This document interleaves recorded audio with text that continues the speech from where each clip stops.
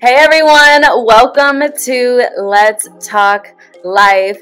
We are shaking things up this episode. As you see, I got a different background. We got sunshine. We got the sun shining in the background. I got my best friend here. And today is a special day. Today is a different day, but it's aligned with where I think I am in my journey and in my professional career. And I think, it's a good time for me to be able to reintroduce myself. But I thought the person that knows me so well for almost 10 years now, I feel like. You've seen me through so much, and you've seen me, you've known my vision and you've known my dreams for so long, and we've had literally, I don't even know, one of our longest conversations, but let's just say 24 hours. and we were still not done. So it's through our conversations, you know my heart, you know my intentions, you know my dreams, you know my strengths, you know my weaknesses. And so I wanted to have this conversation, and I wanted you to lead it, because I'm just let me sit back, let me kick my feet up and just let you do your thing, because I think it's a really special moment and a really pivotal moment for both of our careers. And I'm excited to share this journey with you, and I thought it would be really cool to talk about what's happening. Okay. So hi you guys, welcome to Let's Talk Life with London. But today is going to be Let's Talk Life with BB. Yes! Go best friend, that's my best friend. Y'all, we get acting up more together, so bear with us. But my name is Brandon Baker. I go by Sir Brandon Nicholas on the internet. And me and London, Kasmir here, we have been best friends for, like she said, 10 years or more, I feel like, low-key. It's 10 pushing. 10 pushing. We getting up there, girl. We're going to start lying about our ages soon. But throwing the numbers around. I'm 45, y'all. But so today, I am here to help you guys get an understanding of who London Lene Kasmir is to me and who she really is in the world. I think you guys have all seen via her platform and her show how poised she is on camera, how well spoken she is, what a great interviewer she is. But I think it's time for you guys to see the candid London that I know and love. And I think you guys are going to fall in love with her just as much as I have. So today I'm going to be interviewing London and just giving you guys a little bit more insight onto who she is as a person and her background and her journey and her career thus far. So, you ready? Oh, I like being on the other side of this. Right? Let's do this more often. No, we have to. This is fun. Okay. So to get started, let's see. I think the most valuable thing that we can, provide for your audience is to give them a little perspective on your journey. Because one thing that people do seem to kind of assume is that this thing is easy. That social media, being a media queen like you are, is easy and you make it look so effortless, but it takes a lot of work. And being your best friend, I've seen that struggle, I've seen that process, I've seen that work that you've had to put in. So I guess I would like to start off with saying, one, asking you kind of did you always know that this would be your career path, that you would be in the media industry? And did you always feel clear about your journey in terms of your aspirations? That's a really good question. And it's loaded because it's evolved over time, and I'm still creating that, what that looks like for myself. Yeah. So I think to start, I always knew that I would be in a creative space. Yeah. I've always loved fashion. I've always loved music. I've always loved media. Yeah. Growing up, I was that girl that like cut out all the magazines and like pieced together what, like, I was that girl. So I always knew that I would like enter into the fashion industry, but I never, when I was, before I got to college, Yeah. I didn't see someone doing exactly what I wanted to do. Yeah. And it wasn't until college when I still was like, wait a minute, you're like teaching me to just be an employee the rest of my life. Yeah. And nothing's wrong with that, but I have so much more going on in my mind that I was like, wait a minute, I can be an employee. I have no problem with that. Yeah. But like, wait a minute, there's more that I need to tap into creatively and entrepreneurially. I don't know if that's a word, but I just made that. Today. Okay. So I knew it wasn't until college where I was like, oh, okay, I don't see it, so I got to create a lane for myself. Period. And so with that, I majored in fashion business at UNC Greensboro. Let's go Spartans. And so I initially started in the consumer apparel and retail studies concentration at my school. And but I was studying the business side of fashion and consumer relations and all of that. When we started school, social media as a degree or social media as like a study was not a thing. And if it was, our school was not progressive in that for our programs. Yeah. So I also knew that, so I started my first blog / website at 16. So that was like before I even went to school, went to college. I always knew, like, my parents were always entrepreneurial. Like, my mom's had her own business for over 20 years. My dad's always had his own entrepreneurial project going on. So creating something of my own was never foreign to me. Mm-hmm. And so my first gut instinct was like, well, if you want to do something, or if like you have an interest, do it. Like, start it yourself. Like, you're waiting for somebody else to do this for you. So just like, you want a website, you build it. You want a blog, you start taking pictures and writing and you start blogging. You know, like, that's just always been my thing. Mm-hmm. And I didn't realize at the time I was like ahead of my time. Like, 16 years old, creating your own website, like your own blog, and just like, but then that was building, and whether or not like I stuck with it or whether or not it, you know, turned into something. This was like before Instagram. Like, I didn't have an Instagram. I wasn't like putting stuff on Facebook. Like, this was solely just because I was like, I want to get into fashion. Well, the girls that are in fashion, they're blogging. Yeah. I don't know if anybody's reading it, but hey, like, I'm going to make sure I have a paper trail of like where I started. Mm-hmm. So always had the blog, always had, you know, the website going on for myself. And so, you know, once I started my fashion courses, I was like, all right, what's next? Like, you know, like, I'm taking these fashion classes, but they're teaching me, again, like I said, they're teaching me just to be an employee. They weren't even teaching us really to be like managers in this space or like leaders in this space. It was really teaching us like, hey, get this degree and just go get a job.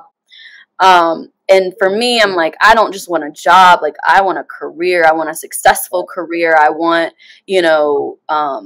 a platform that is impactful to people. And I want people to like see little parts of themselves in me, no matter kind of like what industry they're in. Yeah. So, once I started college, my path started being more clear. And when I was 15, I signed to a talent agency. So I was doing commercials and film, whether it be background work, national commercials, voiceover work. And my goal was never to be an actress. My goal was just like, you need production experience. You need to be on set. You need to see how people work. You need to see how people talk on set. You need to see, like, it was all about that character building and all about discipline for me.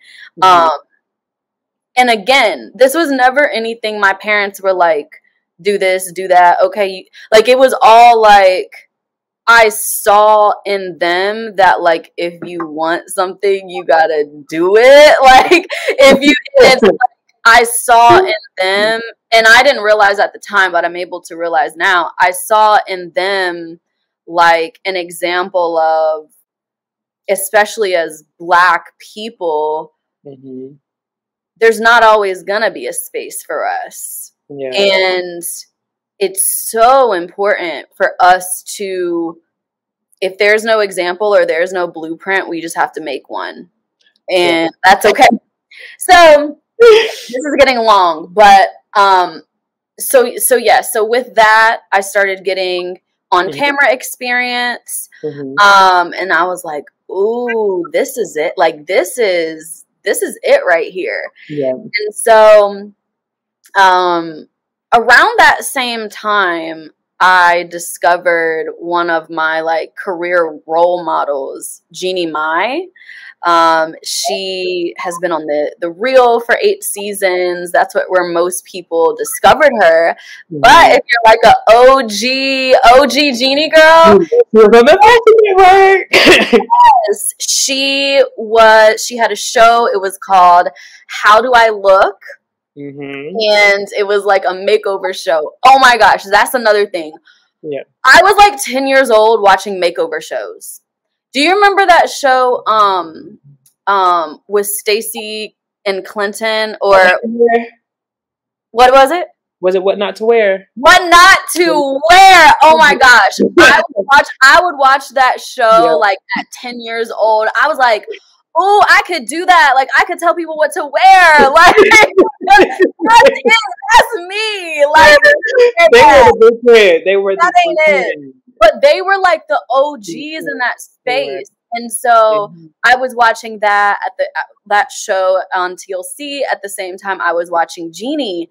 And I was like, something just like really gravitated me to her because the essence of her character and personality just was like everything to me on that show. It wasn't just about the clothes. It wasn't just about how she styled people. There was something about her on that show that allowed her to connect to people in such a special way that it like exceeded what was actually happening or like the result of the show. It was like I felt through the screen like we were friends. like people advice, and I'm like, give me advice. Like, I love you. So, I think that was like my first spark of like, wow, the way she made me feel through that TV screen is how I want to make people feel when they're watching me, when they're listening to me, when they see me in person and we interact. Like, I want that. So, you know, that's kind of where my spark happened. Okay. I love that. And that's the thing. I think, you know, we talk about this all the time, but working in any industry really requires passion, like a great deal of passion, because discipline is not always easy. Mm-hmm. But once you have that why, or that understanding of like why you're doing what you're doing, Yep. it helps to fuel your journey. Mm-hmm. So I guess my next question would be like, what do you feel like fuels you? What keeps you motivated to not only continue on the path that you're on, but to pursue a career as opposed to a job? Mm-hmm. Well, I've never done it for money. Mm-hmm. All of my work, all of the opportunities that I've gotten have started from unpaid positions. And whether that be like something I applied for or something I made a space for myself for. So a lot of times people feel like they're too good to not be paid, or too good to like just ask somebody, hey, like I need help in this space and I don't want you to do the work for me, but I want to show you how hungry I am and how much I want this. And hey, do you need me to wipe the windows in this office? Like, do you need to take out the trash and scrub toilets just so I can be in this room and learn from you and connect with people and them see something in me? I was always down to do that because the money wasn't my driving force. For me, like I said, like this dream that I have of like being an influence and being impactful in media and in the entertainment space comes from the call from God to be of influence in this space. And because I know that He called me to do this, I have with that responsibility to use the gifts that he's given me, which is my voice, which is how I connect to other people, my personality, and more to make sure that like I can be as successful as I can, not for me, but to show other people, oh wow, she did that and it wasn't by her own might, it was through Him. So at the end of the day, it's always Him, and it's always like really recognizing, oh, He built me for this and I have all the resources I need even when I don't feel qualified for this. And I love that response, because often we get in that space where we feel like we're not qualified, or we feel like, you know, am I built for this? And that reassurance, that encouragement, that self-esteem honestly only comes from the action. It comes after the fact of, oh, okay, let me put myself out there and submit myself for an audition. Right. Let's see if I get it or if I don't. And, you know, maybe you won't get it, but even then I'll show you that, okay, I can apply for something else and you might get that. So, you know, rejection and being able to overcome that has been, for you and me both, a large part of our careers. Would you say, in a sense, like, were there any doors that were closed in your face? You know, were there any rejections that you faced that were just like, that felt insurmountable at the moment, but looking back, you're able to realize like, hey, that was necessary. That was a necessary part of my journey and my process. And actually you're thankful for them now? Oh yeah, for sure. Probably more than I can count and name right now. And like, you've been there, like you've heard the doors that have shut, you've heard the doors that never opened. And I think for me, I don't stop at no, because to me, no might feel uncomfortable in the moment, and it might take me like a day or two, maybe more, to really be like, dang, okay. But again, I am not afraid to keep asking, or I'm not afraid to be like, oh, I wasn't ready for that. like I reread that email and like, you know, like you look back on your work And I'm in a place of maturity now where I can look back on, like, I was so fearless several years ago. I was like a sophomore in college applying for jobs at E. Like, I was like, what was I doing? Like, I think I could like travel to California on the weekends and like go to school. Like, I was just so fearless. There was a time where I was, and I'm not fearless now. It's just, I think I'm in a more aligned and mature space to recognize what's for me and at that time. So for instance, it's like I have big dreams and big goals that I want to achieve, but I'm now in a space where I could be like, that can come and that's gonna come, but and I want that, right? And that'd be nice, but am I ready for that responsibility? Am I ready to be, and I think this is a big lesson that I've learned the past 2 years. Readiness is not synonymous with just wanting something. Yeah.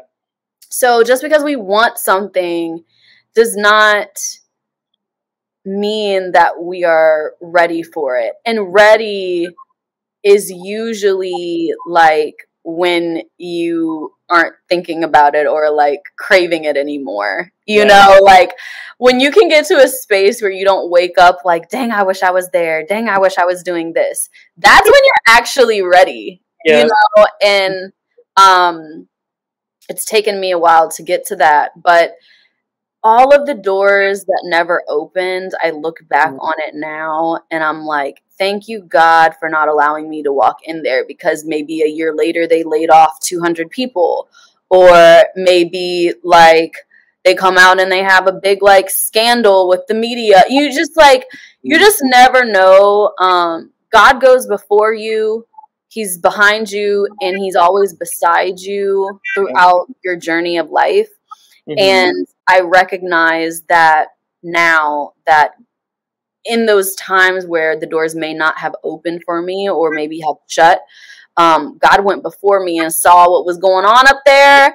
He saw the foolery, and he said, not my child, not my daughter. No, not at all. She's not going to do well in that space, I promise you. That is it.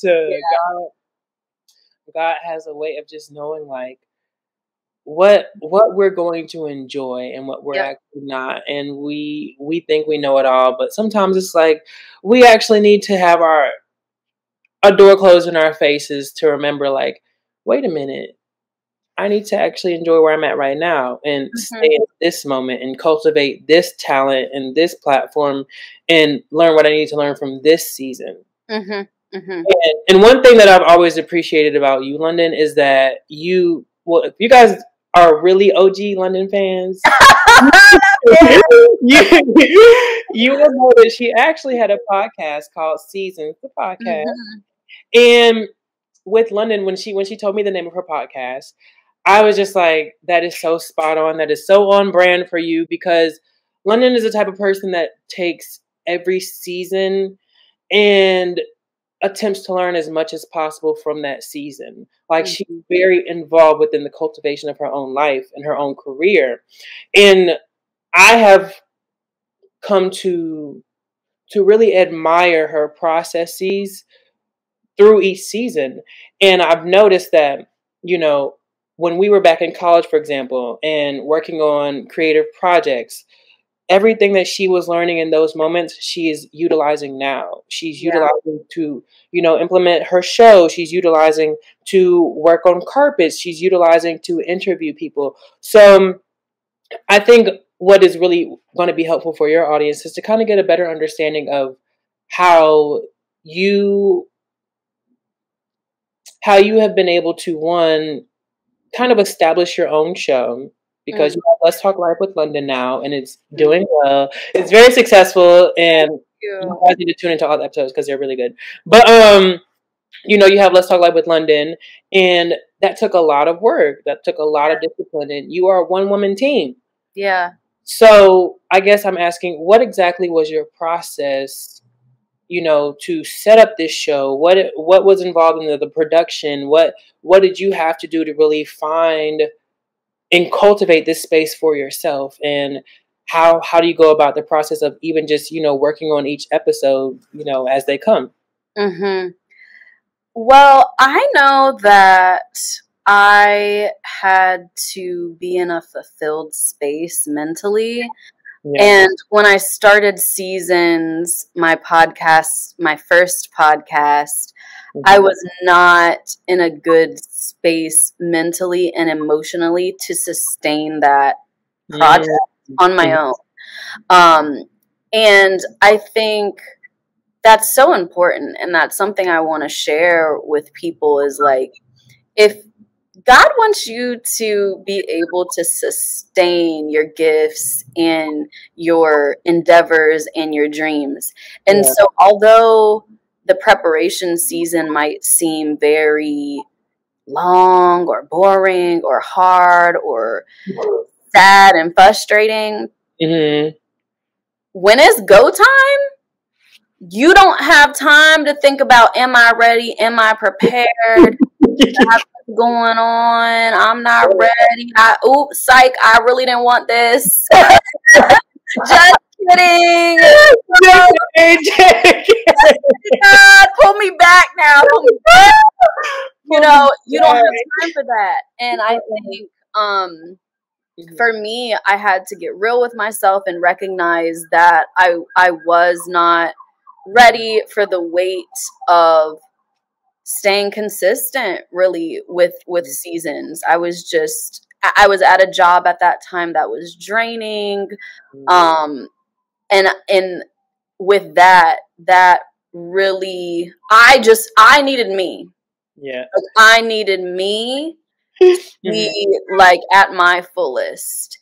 And so, but I knew that wasn't the end. I was just like, I got to come back stronger, better, and you know, a more refreshed version of myself. Yeah. So I took a break. And I actually at that time was really stagnant creatively. I wasn't thinking of anything creative. And I was sad about that because I was like, dang, like, this is not me. This is not who I am. But I recognize that's who I needed to be at that season. Like, that's where I needed to be. Like, I needed to be tired. I needed to be exhausted. I needed to be frustrated with my circumstances because in that I was able to be transformed. And in that, like, I guess you could say desperate place, I was like, God, what's next? It forced me to ask him, like, what you got for me? Because I ain't got nothing for myself. What's going on? What you want me to do? And he wants that from us. Like, he wants us to be so desperate to where we're just like, God, I can't do this on my own. He's like, I don't want you to do it on your own. Like, I didn't want you to do it on your own. So, the summer of 2021, I moved out of New York. And so to me that embodied like a fresh new start for myself. And I didn't really know it was going to come after that. But I took the summer to really discover how I was going to make this next season and this next transition of my life come to pass. And I just rested. I took a break from social media for a few months. I really was careful about what I allowed in my space and in my mind, really, because I really just wanted to have clarity on what was next for me because I felt really lost.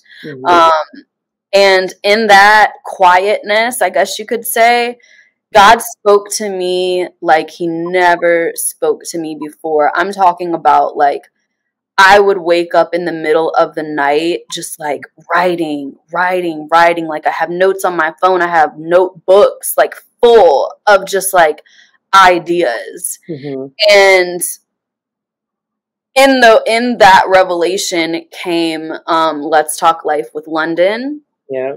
And I created like a whole presentation and deck for myself. Like it's like a 20-page PowerPoint deck of like inspo pictures and like ideas, and I had like guests I would want to talk to, like a lot of those, literally all of the guests that I wanted to talk to that first season, like I talked to. And it's kind of cool. It's kind of cool to think like, dang, I actually wrote that and it came to pass. Like, dang, like he gave me that idea and a few months ago I had no idea what was next for me. And like, look at this, like, look who I've interviewed. And for me, I knew that I wanted to do everything myself because in this day and age, you can't just be an on-camera personality. Like, and I learned this in school when I my junior year, I added broadcast writing onto my degree program, and so I got a degree in that as well. And something that they really stressed to us was like, you need to know how to do it all. You need to know how to produce. You need to know how to write. Yeah. You need to know how to light yourself. Yeah. Hey, do you know how to carry a camera? Because you need to know how to do that too. Like, they taught us like how to be a one-person show. Yeah. And I never had an issue with that. I always kind of liked it because I kind of like being able to be like, all right, I know my lighting. I know what I'm about to say. I know coming next. And so I got experience doing that through a few internships that I had that turned into part-time jobs. I worked at a radio station where I really had free reins to learn anything I wanted to. So I was really grateful for that. And I was able to do like voiceover work. I was able to learn about marketing and promotions with talent at radio stations and stuff like that. So like you said earlier, it's like everything I was learning then I'm using now, you know, on my own. So I knew I also wanted to do and produce Let's Talk Life with excellence. And you know that about me. It's like I might put out some stuff that doesn't feel like 100%, but for the most part, especially when it comes to the planning, if it's not Black excellence, I don't want no part, you know. And it's like I would rather put out nothing before I put out some foolishness. So that's why, like, I literally planned all summer for the show, and I also did not rush a timeline. I didn't put a date on it because when you do that, it forces you to be like, you got to get it done by then, and then you like lose your creative flow. It's like, no, it's gonna come out when it comes out, and it's gonna be right. Like, it's gonna be right. We don't have time, you know. I just wanted to make sure I was really organized and really prepared. So I made sure I had like templates of how I would like write my questions. I made sure like I had the platform I would be recording on. I made sure I had a good mic. I made sure I had the lighting that I wanted. I made sure that like the people I was speaking to, like pretty much everyone I've talked to on the show, I had been following their work and inspired by their work. I don't choose anybody just out of like, oh, they have a lot of followers or they're doing this. Like, everyone is like an inspiration to me with their work and with what they're doing, what their endeavors are. So I knew that was, and I wanted to choose people to talk to that, you know, my audience, and that the people that I want to watch my show and listen to the show, I want them to be able to be inspired by who I talk to. Mm-hmm. And in the conversation, my hope is that they find resources Mm-hmm. to pave the way for themselves, or see parts of themselves in me, Mm-hmm. or in the person I'm speaking to, so that it like motivates them to do what they really want to do and inspire them to like go chase their dreams, you know? And so, yeah, I don't know if that answers your question. No, it most definitely did. Yeah. I think the audacity that it takes to cultivate a skill and to stay with it no matter what. Because the thing is, even though, like, you know, you shifted or you transitioned from seasons to Let's Talk Life, you have always, in my opinion at least, you've always stayed true to who you are. You've always, it's always appeared like you had a clear trajectory of what your career was going to be. Like, did you ever have a plan that you set in place in terms of, okay, this is what I know is going to be my career? Or did you have, you know, goals in mind? Or was it just like okay, I like this and I'm winging it? Like, how yeah. So my purpose has always been clear to me. Okay. It's to use my voice Mm-hmm. to inspire other people, encourage other people, and allow them to experience God through me without even them like recognizing that, which I love. Come on. And I really love connecting with people. I really love talking to people, and it just being about that connection and relationship versus just like intentions behind it, you know? And so and so I've used what I love and recognized what I like to do and recognize what I'm good at. So there's like different parts to it. So it's like I recognized what my values were, which I think is really important. Like if your values fluctuate depending on like who you're around or like what opportunity comes up, then you're kind of going to sway with the wind, and that can be dangerous sometimes. So I believe this is why God has allowed me to like develop enough character to be able to say no to things and be able to be like, no, that doesn't align with who I am. I think like being able to have that first has always been my focal point. Okay. And then once I realized that I love the media industry and the fashion industry, I recognized, okay, I want to have a hand in every aspect of the industry. I don't just want to do one thing and stay there. I view myself as a multi-hyphenate in the industry, and I love Elaine Welteroth. I love what she's doing, and I love the blueprint that she has created for not only Black women in the media industry, but just the culture in general. She's done, I just adore her, and I'm going to work with her one day. I'm claiming it. Okay. Friends.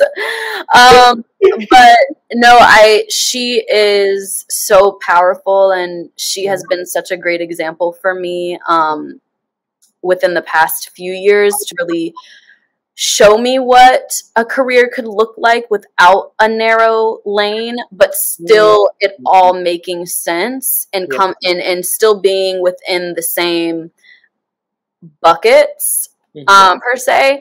So for me, I always knew I wanted to be a red carpet correspondent and host. I always knew that for myself. It felt out of reach for a while, when I was just like thinking like, oh, that'd be nice. I'd love to be that. But I believe that everything I've done has led me to that. And like, I'm literally doing that now. And like, I someday, like, I can't believe it. I can, but I can't. I'm just like, like, I was like 17 talking about like, I'm gonna be red carpet host, and like, I'm in LA and I've been hosting red carpets. So that's really cool. But no, she's a superstar. But yeah, so I knew hosting was always going to be a part of it. Like I said, I had years of radio experience, and working in that space. So I loved radio, and music's always a part of it. But I knew that, like, again, I just couldn't see myself just staying in radio or like just being a red carpet host. So then, like, corporate life, I manage and produce content for brands for social media. So that's what I do when you don't see me on Instagram. Like, so so again, production, producing social media, writing. So much of social media is writing. People don't recognize that. But like, social media is writing. Social media is copywriting. And being really good at it. Like, if you're a really good social media manager or you're a really good content producer, you're an amazing writer and you're an amazing communicator. You can't just like take a cute selfie, post it, and call yourself a content producer. Like, I mean, you're creating content, but like, in excellence, you're an amazing writer. In excellence, you know how to connect and communicate with people, and that's really important. So, and again, all of these buckets all point back to my purpose, which is connection, relationship, using my voice. So I knew like radio / podcasting would be a part of it. And eventually, like, a book. I'm starting my first interactive session this weekend, this Saturday, actually. So like, and that's gonna always, to me, that's something that's gonna stay evergreen about my personal brand too. Like, you're always going to be able to find some type of resource to learn from me, to hear me, to see me, and what else? Support, I guess. Like, that's always a part of it. Like, I want you to be able to see me on a TV screen. I want you to be able to hear me on a podcast. I want you to be able to be watching the BET Awards or the MTV Awards or the Billboard Awards, Vanity Fair, or, you know, and see me. You know, like, you're going to see and hear me because I want you to see and hear God. Period. You know, so. And that, honestly, is such a great segue into my next question. Okay. So, me and you are both fans of Oprah and the just honestly, the Harpo network, all the things that she has been able to accomplish throughout her phenomenal career. And one thing that, you know, I've learned via my research of Oprah is that she always set an intention for each episode that she produced and that she recorded, because she wanted to make sure that there was a certain energy that was felt through the screen, via her work, via her shows, and that, you know, she wasn't just producing television, but that, like you said, like, God was being experienced through her. So my question is, I guess, do you have a process of like setting intentions per se for your episodes? Do you set intentions? And if you do, how do you go about the process of figuring out, you know, what energy you want to infuse into an episode and who you're here to service and speak to? That's a good question. So I always, like I said, usually the people that I'm talking to, I've already been watching them. I've already been like keeping an eye on them and like, you know, looking at what they're doing and already inspired. So by the time I reach out to them, I pretty much have an idea of like what I want to hear from them and also what I think would be influential and impactful for other people to hear from them. Yeah. So for me, when I talk to people and when I connect with them on an interview, my goal is to have such a relatable conversation with them that I'm thinking about how could this help somebody. You know, so from there, so then like I do my research on them, I'll Google them, I'll look up their website, I'll search their work. I really prepare myself to know them and ask them questions on a level of like, who are you? Like, I have them send me their bio, and even from there, like, if it's not something in their bio, I might scroll down to their Instagram like 5 years ago. Like, wait a minute, I saw that you talked to so-and-so on this day. Tell me about that. Because I really, just like me, I think it, as a creative, it is hard to like be in your journey and sharing it at the same time. At least for me, that's just been a challenge because I'm like working though, like I'm doing the, like I'm like in it. So I haven't done the best job at documenting everything, which is why I'm so grateful for this conversation, because I think it does shed a new light on like what I'm doing and like the process. At least I hope it does. And I think as I continue to grow my platform and grow and evolve within my career, I'm hoping that one day like the process can be documented somehow. I don't know if I'll be able to do it, but maybe like a documentary or something. I don't know.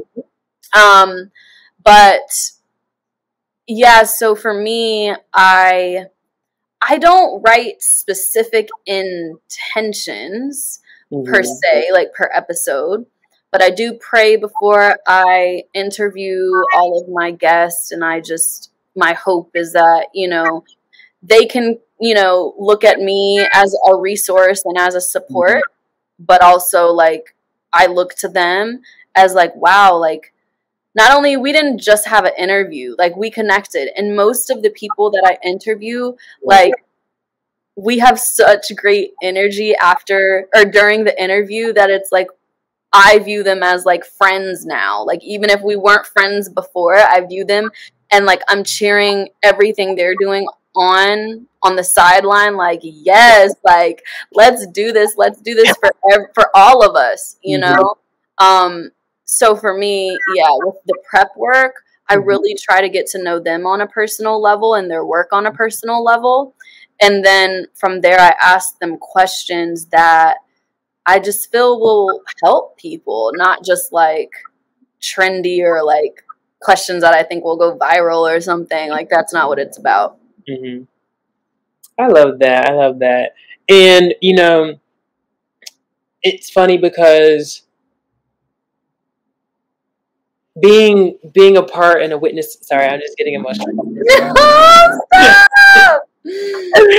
Because I'm so very, very proud of you, London. And Thank you. As you guys will somewhat kind of get an idea from this interview, London has put in so much work and time and dedication into her journey, into her process, into becoming one of the best media personalities that I've come across, to be honest. And I think this new interactive section that she's going to have coming for you guys is really going to be so impactful, so influential, so beneficial to people who really hope to branch out and figure out what it is to, to not only have a job in mind for themselves, but a career. So I guess with that, what can we expect from your interactive session, and how can we show up and support you? Mm-hmm. Thank you for that, by the way. You always do a really good job at like reminding me who I am. So thank you. So yes, so I am excited because this Saturday at 9 a.m. Pacific time, so 12 EST, I will be partnering with Brightlive. It's such a great platform. It's an app, but also you can type it in your browser. And it's really just a space to have an interactive session with your community and with people that either know you or want to get to know you and get to know your work. And I am producing 3 sessions with them. So the first will be this Saturday. The next session will be in July, and then the third session will be in August. So right now we're doing a bundle deal where you can RSVP for all 3 sessions for a discounted price, or you can pop into each individual session that you think speaks to you. And so I will be sharing, the first session will be on how to create a successful career. How to create like down to the basics. We need that. Like, we need to get back to the basics of just like what it takes to really cultivate a successful career. Because like I said in the beginning, a lot of us have gotten stuck in just working.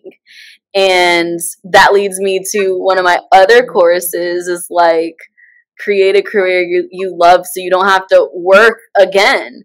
Because for me, I've finally come to a place in my life, and I thank God that I'm finally at a place where it doesn't feel like work. It's just so purpose filled that it just feels like. And I told you, I sent you a voice note the other day, and I was just like, or maybe it was a text, and I was just like, I couldn't sleep. I was just up blinking at the walls. I was just sitting here, and I was just like so excited, but I really was like trying to talk myself down, because I'm like, London, you're gonna be a freaking nightmare in the morning if you do not go to sleep. And but I was just so excited about. I had just come back from a red carpet, and it was just so exhilarating and so cool. The carpet you worked. Go ahead. So I was working the P-Valley season 2 premiere red carpet for Stars, and that was just so cool. And it was really like one of those aha moments where you're like, I prayed for this. And I like it's been years, right? Like, it's been years, and I've done so many other things, but it was like, it's coming together. But also, it's always been together.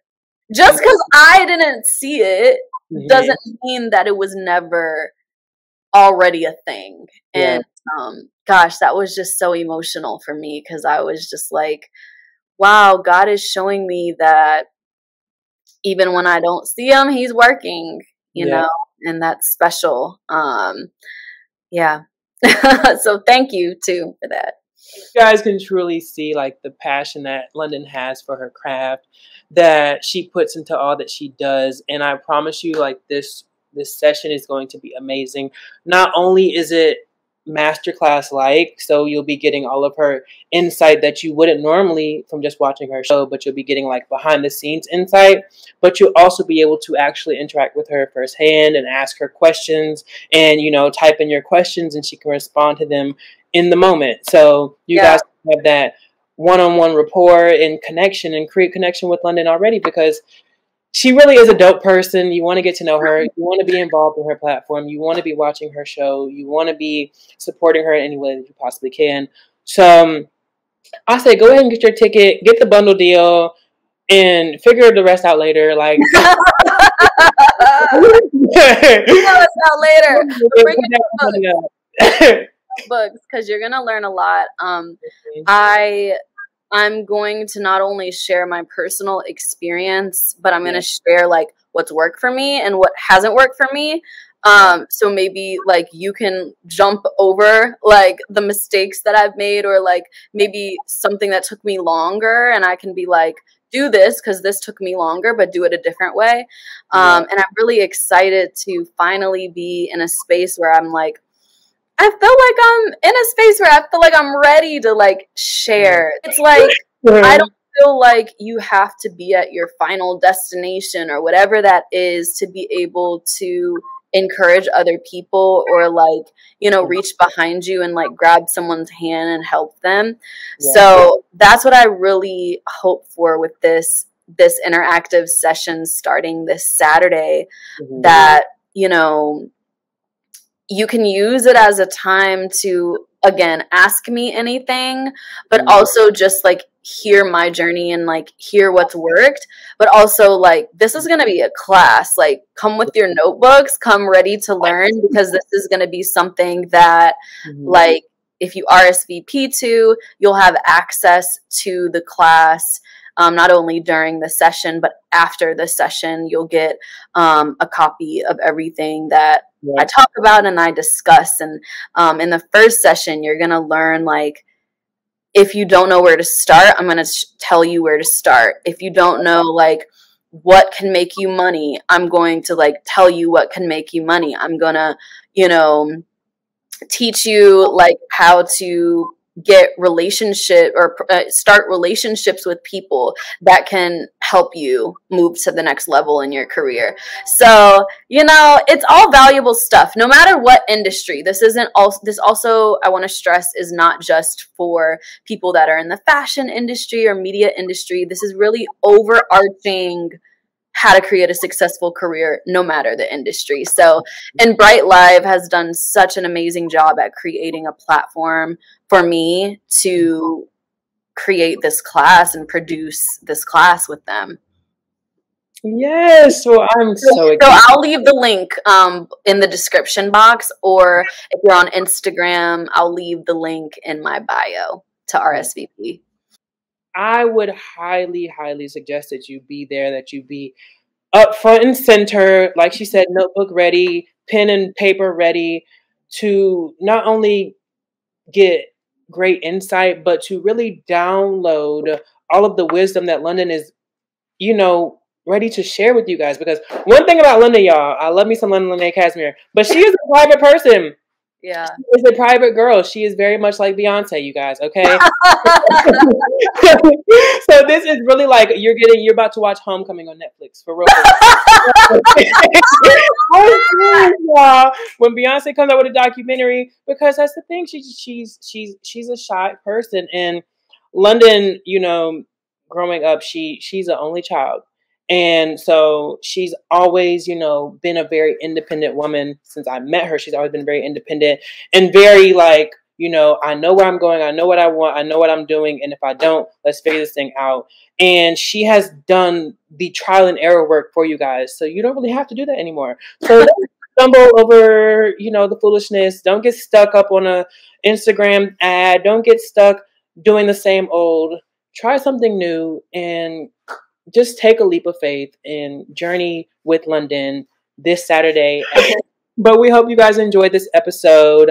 Thank you so much to London for having me. This was so much fun. I honestly need to do this more often. So yes, no, we need to do this more often. I cannot thank you enough for, as you can see, like, best friend vibes, best friend goals. Like, if your best friend is not hyping you up and reminding you who you are and reminding you the child of God that you are and whose you are, like, I don't know what to tell you. But like, I know, I like, with all my heart, I love you, and I love, like, the wisdom and the encouragement and, like, the joy that you have had for me, like, no matter where I am in life.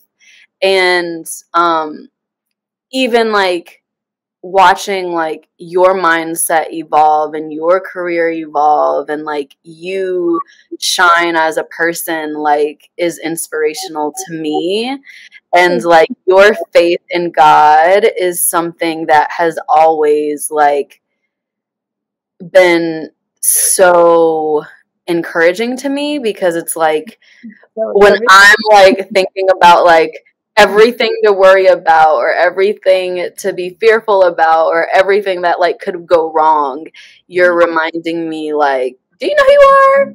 Like, do you know who our God is? Do you know, like, nothing is impossible? And that faith, I believe, like, a lot of times we ask to hear from God, but then he sends us, like, a person.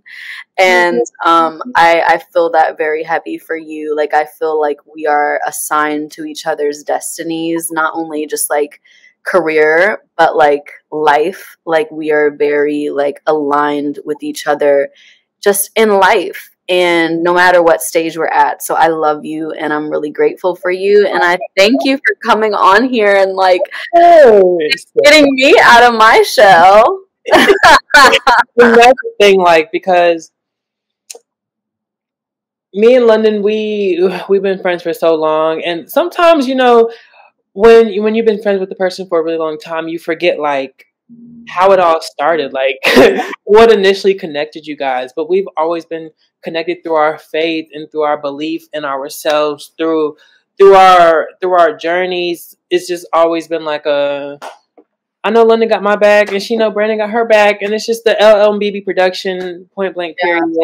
And we want what's best for each other, so we will chat. Like, if you see something in me that you're like, wait a minute, you got to elevate that, or wait a minute, you can't be stuck here because you got to be here. Like, I think it's really cool that we recognize that in each other too. It's not just like daisies and roses. Sometimes we have to be like, listen, like, I've seen this, like, we gotta go a different direction, because at the end of the day, it's like, we see the bigger picture for each other. And it's like, there will be moments where it's like, oh, I'm feeling like this in the moment, and it's like, like, bigger picture. I'm grateful for that, because not everybody has that in life.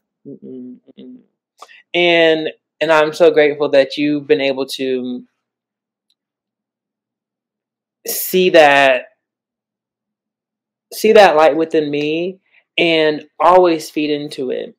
A lot of times, you know, like, being a sociable person, you meet people all the time and you connect with personalities all the time, but everyone doesn't really speak life into you. Everyone doesn't speak to who you actually are. They just kind of want to be attached, but they